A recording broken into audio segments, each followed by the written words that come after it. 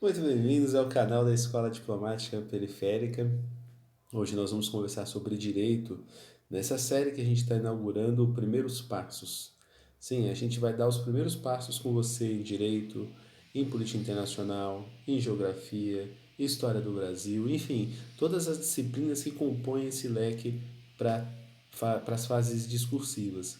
Pensei de focar nas fases discursivas porque, afinal de contas, são elas que efetivamente pontuam no resultado final da prova. Para direito, eu pensei de conversar com vocês sobre a estratégia que vocês precisam construir para responder as provas de terceira fase.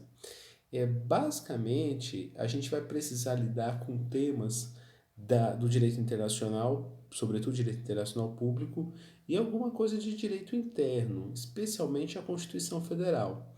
Vale muito a pena, nesse sentido, ler a lei seca. A lei seca não é que ela vai ser exigida na prova discursiva, não vai. Claro, se você tiver tranquilidade para citar um artigo, citar um artigo, inclusive de tratado internacional, é bacana. Você sabe, tem tratados internacionais que a gente lê tantas vezes que os artigos vêm meio que por osmose. Mas por que é importante ler a lei seca? A lei seca, ela permite a gente conhecer a perspectiva de um tipo de interpretação que nos ajuda a organizar o pensamento. Por exemplo, quando você pega uma questão que pede conhecimentos da Constituição Federal, seja do artigo 4º, seja do 49, seja do 84, o fato de você estar familiarizado com esses artigos e com os textos desses artigos vai ser mais fácil de você redigir a redação na discursiva. Isso também vale para a Carta da ONU, vale para a Convenção de Viena, enfim, aí não falta tratado internacional para a gente conversar. Então, eu acho que a primeira orientação é você ter como referência de consulta a letra da lei, seja do direito interno, seja dos tratados internacionais. O famoso vade-mecum. Agora, o que você realmente vai colocar na discursiva? Jurisprudência. Você vai tanto poder, eventualmente, citar uma jurisprudência do Supremo Tribunal Federal, um recurso extraordinário, uma ADI, enfim, é um texto que realmente corrobora o seu raciocínio, como você vai poder também encontrar questões de repercussão geral que o Supremo Tribunal trabalha que vai fundamentar a sua resposta. Lembre, não é uma resposta para a magistratura, não é um concurso para a magistratura, não é um concurso para o Ministério Público, é um concurso para diplomata. Então, os interesses do Brasil prevalecem nessa hora, tá bom? Claro, tem pergunta, eu já vi pergunta de terceira fase que não tinha uma resposta correta. Isso é bem importante. Vem cá, deixa eu ver se eu separei aqui. Tem um, tem um caso que é bem interessante, não sei se já ouviram falar, o caso Bernadotte. O Conde Bernadotte era um cônsul, salvo engano, sueco, e ele estava a serviço das Nações Unidas e ele morreu. E aí a pergunta que se não quer calar é se afinal de contas o Conde Bernadotte, ou melhor, as Nações Unidas poderiam exigir reparação por danos ou algum tipo de indenização.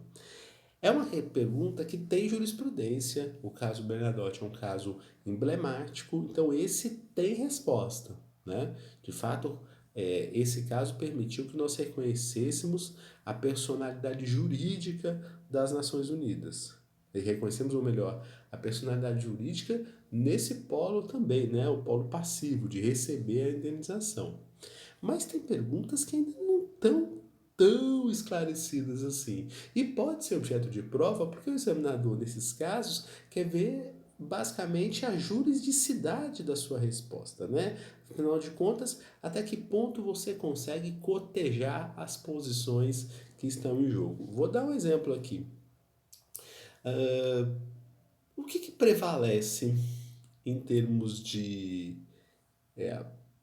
jurisprudência no Brasil? A gente dá mais a ter. Quando uma norma, por exemplo, uma norma internacional. O que prevaleceria em termos de execução ou de judicialização aqui no Brasil? Uma norma internacional da qual o Brasil é signatário ou uma legislação produzida no Congresso Nacional? Aqui já tem pensado no debate, né? Não, César, aqui eu já sei, eu já estudei isso aí, é o dualismo moderado, o STF já pacificou a questão. Eu pediria mais calma. É sim, você vai responder a questão do dualismo moderado, mas você vai precisar chegar até o dualismo moderado.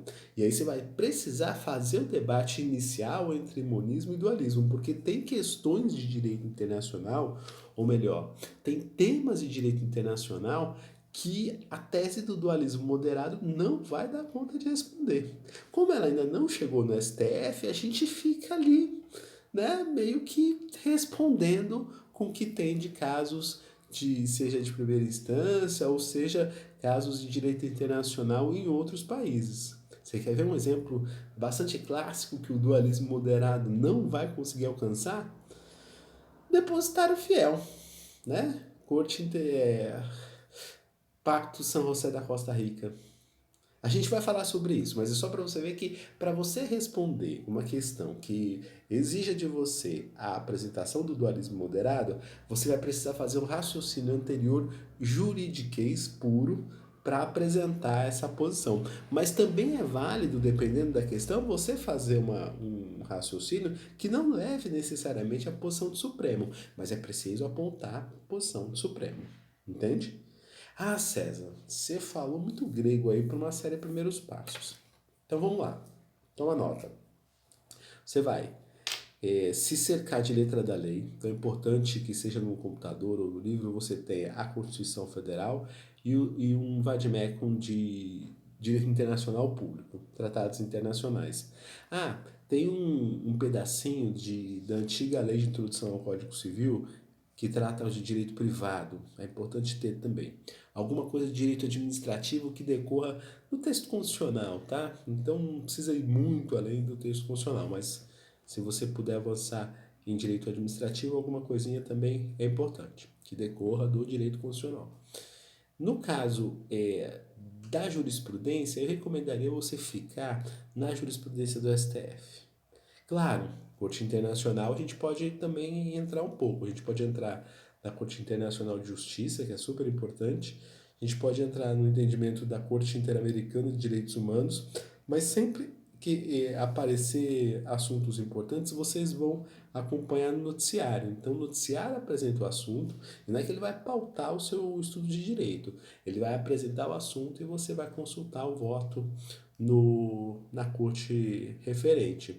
Eu me lembro de uma série de casos importantes que o professor Augusto Cansado Trindade, um jurista brasileiro, foi membro da Corte Internacional de Justiça, ele vinha trazendo, né, os casos, até porque ele também era professor, e o que nos obrigaria a ler os votos, porque à medida que você lê os votos, você consegue montar melhor o seu caderno. Então vamos lá. Primeira orientação importante para essa série, primeiros passos. O vídeo anterior, né, o vídeo 0, mas no caso desse vídeo 1, a letra da lei da Constituição Federal e um vademecum de direito internacional.